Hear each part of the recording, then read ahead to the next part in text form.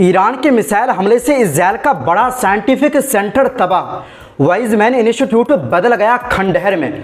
तस्वीरें अब जारी हुई। आपको दिखाएंगे कि पहले कैसे दिखती थी, अब ईरानी मिसाइल हमले के बाद क्या है हाल।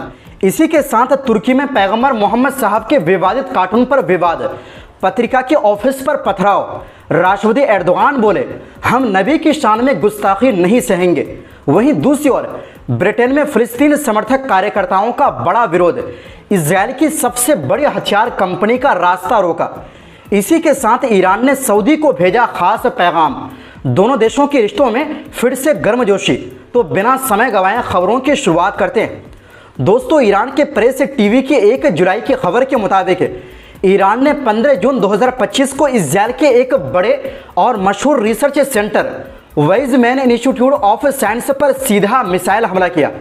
ये सेंटर तेल अवीव से कुछ दूरी पर रहोट नाम के शहर में था और इजरायल की साइंस और मिलिट्री टेक्नोलॉजी का एक मजबूत अड्डा माना जाता था। इस हमले में इंस्टीट्यूट के कई बड़े लैब्स और इमारतें पूरी तरह तबाह हो गई, जैसे कि आप स्क्रीन में देख सकते हैं। पहले ये तस्वीर नहीं आए थे, लेकिन अब ये तस्वीर जारी हो गई है। आप देख सकते हैं ईरानी मिसाइल हमले से पहले ये इमारत कैसा दिखता था, लेकिन जब ईरानी मिसाइल स्ट्राइक हुई तो कैसे मलबे का ढेर बन चुका है। खुद इंस्टीट्यूट के अध्यक्ष अलोन चेन ने इजरायली टीवी चैनल 13 को बताया कि ईरानी मिसाइलें एकदम सटीक जगहों पर लगी और नुकसान बहुत बड़ा हुआ है। कुछ जगहों पर तो आग लगने से 3 मंजिलें तक गिर गई। उन्होंने माना कि यह हमला कोई गलती नहीं बल्कि एकदम टारगेटेड था। दरअसल इस इंस्टीट्यूट में cancer research, heart tissue study, artificial intelligence और बायोटेक्नोलॉजी जैसे कई अहम प्रोजेक्ट पर काम चल रहा था। प्रोफेसर एलदाद तजहोर की लैब, जो 22 साल से दिल के इलाज पर रिसर्च कर रही थी, पूरी तरह जलकर खाक हो गई। उन्होंने कहा, मेरी जिंदगी की मेहनत 15 मिनट में ख़त्म हो गई। अब कुछ नहीं बचा, ना डेटा, ना सैंपल, ना फार्मूला। करीब 45 लैब्स को नुकसान पहुंचा है और लगभग 400 से 500 वैज्ञानिक और स्टूडेंट का काम पूरी तरह रुक गया है। ज़्यादातर इमारतें या तो सीधा मिसाइल का शिकार बने या पास के धमाकों से बुरी तरह हिल गई। अनुमान है कि इस पूरे नुकसान की कीमत 300 से 570 मिलियन डॉलर तक हो सकती है। अब बात आती है इस इंस्टीट्यूट की असली पहचान की। दोस्तों, बाहर से देखने पर यह एक आम साइंस सेंटर लगता है, लेकिन इसकी इजरायली सेना से गहरी साझेदारी है। यहाँ से निकले scientist drone technology, cyber security, artificial intelligence और न्यूक्लियर प्रोग्राम में सेना की मदद करते हैं। इतिहास में भी ये इंस्टीट्यूट हथियार बनाने में लगा रहा है। 1948 के युद्ध यानी नकबा के वक्त इसने हगाना और इजरायली सेना के लिए बम, मिसाइल, गैस और बारूद बनाए। इसके कई प्रोफेसर इजरायल की मिलिट्री रिसर्च एजेंसियों के मुखिया बने। यही नहीं, इस संस्थान का हाथ इजरायल के गुप्त परमाणु हथियार प्रोग्राम में भी रहा है। अब जब ईरान ने इस पर हमला किया है तो इजरायली सरकार इसे सिविलियन साइंस सेंटर बताकर दुनिया की सहानुभूति जुटा रही है, जबकि असल में यह इंस्टीट्यूट इजरायल के मिलिट्री ब्रेन यानी दिमाग था।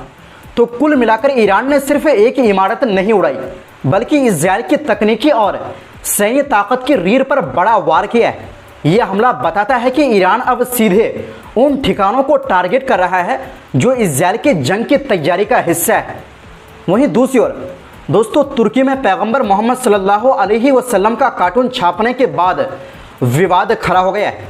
न्यूज़ एजेंसी एपी के मुताबिक लेमैन मैगजीन ने 26 जून को एक कार्टून पब्लिश किया था, जिसमें पैगंबर मोहम्मद और पैगंबर मूसा जैसे दिखने वाले 2 शख्स को आसमान से गिरती मिसाइलों के बीच हवा में हाथ मिलाते हुए दिखाया गया था। इस कार्टून के सामने आने के बाद पूरे तुर्की में लोगों का गुस्सा भड़क गया। गुस्साए लोगों ने इस्तांबुल में लेमैन मैगजीन के ऑफिस के बाहर जमकर विरोध प्रदर्शन किया। वे दांत के बदले दांत, खून के बदला खून के नारे लगा रहे थे। कुछ प्रदर्शनकारियों ने, जो एक इस्लामिक संगठन से जुड़े बताए जा रहे हैं, पत्रिका के दफ्तर पर पत्थरबाजी भी की। मामले की गंभीरता को देखते हुए पुलिस ने कार्टून बनवाने वाले कार्टूनिस्ट डोगल पहलवान को गिरफ्तार कर लिया है। इसके अलावा लेमैन के चीफ एडिटर, मैनेजिंग एडिटर और ग्राफिक डिजाइनर की भी गिरफ्तारी हुई है। वहीं तुर्की के राष्ट्रपति रजब तैयब एर्दोगान ने मंगलवार को साफ शब्दों में कहा कि पैगंबर मोहम्मद सल्लल्लाहु अलैहि वसल्लम और अन्य नबियों का अपमान करने वालों को कानून के जरिए सख्त सजा दी जाएगी। एर्दोगान ने एक्स पर लिखा, ये बेहद नीच और भड़काऊ हरकत है जिसे मजाक के नाम पर जायज़ ठहराने की कोशिश की गई है। उन्होंने कहा कि देश की सुरक्षा एजेंसियां और न्यायिक अधिकारी तुरंत हरकत में आ गए हैं। मैगजीन की कॉपियां जब्त कर ली गई है और कानूनी प्रक्रिया शुरू कर दी गई है। एर्दोगान ने कहा कि कुछ बेहया और नैतिकता से गिरे लोग जो इस देश के मूल्यों और तहजीब से कोसों दूर हैं, वो जिस तरह से हमारे प्यारे नबी का अपमान कर रहे हैं वो बर्दाश्त नहीं किया जाएगा। एक मीटिंग में बोलते हुए एर्दोगान ने खास तौर पर नौजवानों से अपील की कि आपका गुस्सा आपकी समझदारी पर हावी ना हो। साथ ही उन्होंने ये भी दोहराया कि जब तक उनकी सरकार सत्ता में है किसी को भी हमारे पवित्र धार्मिक प्रतीकों या नबियों का अपमान करने की इजाज़त नहीं दी जाएगी। कहने वाली बात यह है कि इस्लाम में नबी मोहम्मद सल्लल्लाहु अलैहि वसल्लम और किसी भी पैगंबर की तस्वीर या चित्र बनाना पूरी तरह से हराम माना जाता है, चाहे वो पैगंबर मोहम्मद साहब हो या पैगंबर मूसा। वहीं तुर्की के गृह मंत्री अली एरलिक्या ने कहा कि ये प्रेस की आज़ादी नहीं बल्कि धार्मिक भावनाओं का अपमान है जिससे बर्दाश्त नहीं किया जाएगा। उन्होंने चेतावनी दी कि ऐसे भड़काऊ काम करने वालों को कानून के सामने जवाब देना होगा। एक वीडियो भी शेयर किया गया जिसमें कार्टूनिस्ट को हथकड़ी लगाकर ले जाया जा रहा है। विवाद बढ़ने पर लेमैन मैगजीन ने माफ़ी मांगी और कहा कि कार्टून का मकसद इस्लाम का अपमान नहीं था। वहीं दूसरी ओर दोस्तों, ब्रिटेन के ब्रिस्टल शहर में प्रो पैलेस्टीन संगठन पैलेस्टीन एक्शन के कार्यकर्ताओं ने इजरायल की सबसे बड़ी हथियार कंपनी एलबीटी सिस्टम के कमांड सेंटर का मुख्य गेट पूरी तरह से बंद कर दिया। पैलेस्टीन एक्शन ने कहा कि वो जीत तक सीधी कार्रवाई करते रहेंगे।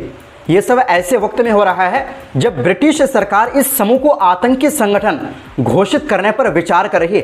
पैलेस्टीन एक्शन ने सोशल मीडिया पर लिखा, गृह मंत्री कहते हैं कि आपको प्रदर्शन करने का अधिकार है, लेकिन जैसे ही आप असरदार यानी दमदार तरीके से इजरायली हथियार उद्योगों को रोकते हैं आपको आतंकी कह दिया जाता है। असली आतंकी तो वो है जो नरसंहार कर रहे हैं या उसमें मदद कर रहे हैं। एक कार्यकर्ता ने वीडियो में बताया कि एलबीटी सिस्टम गाजा में फिलिस्तीनियों के नरसंहार में शामिल है और 85% ड्रोन जो गाजा में इस्तेमाल हो रहे हैं वो इसी कंपनी के हैं, इसलिए हम इसका गेट दिन भर के लिए बंद कर रहे हैं। एक और विरोध में पैलेस्टीन एक्शन के कुछ सदस्य गार्ड टेक नाम की कंपनी की छत पर चढ़ गए। उन्होंने कहा कि ये कंपनी एलबीट को वो जगह बनाकर देती है जहां हथियार बनाए जाते हैं। ये वही हथियार है जो फिलिस्तीनियों पर हमले में इस्तेमाल होते हैं, इसलिए हम इसे बंद कर रहे हैं। वहीं दूसरी ओर दोस्तों, ईरान और सऊदी अरब के बीच रिश्ते धीरे धीरे बेहतर हो रहे हैं। इसी कड़ी में सऊदी अरब के विदेश मंत्री फैसल बिन फरहान अब्दुल्ला को ईरान की ओर से एक लिखित संदेश मिला है। ये संदेश ईरान के विदेश मंत्री अब्बास अरागची की तरफ से भेजा गया है, जिसमें दोनों देशों के बीच रिश्तों को और मजबूत बनाने और हर तरह के सहयोग को बढ़ाने की बात की गई है। ये चिट्ठी सऊदी विदेश मंत्रालय में एक मीटिंग के दौरान ईरान के राजदूत अली रेजा इनायती ने सऊदी उप विदेश मंत्री वलीद अल खुरैजी को सौंपी। इस मुलाकात में दोनों देशों के अफसरों ने आपसी रिश्तों पर चर्चा की और साथ ही वो मुद्दे भी उठाए जिनमें दोनों की दिलचस्पी है। इस तरह की बातचीत ये दिखाती है कि अब ईरान और सऊदी अरब बीते गिले शिकवे भुलाकर आगे बढ़ना चाहते हैं ताकि पूरे खाड़ी क्षेत्र में शांति और स्थिरता कायम रहे। तो दोस्तों, फिलहाल के लिए इस रिपोर्ट में बस इतना ही। आपसे गुजारिश है हमारी सपोर्ट के लिए हमारे इस नए चैनल को सब्सक्राइब ज़रूर करें, क्योंकि आपकी सपोर्ट ही हमारी ताकत है। बहुत बहुत शुक्रिया। खुदा हाफिज़।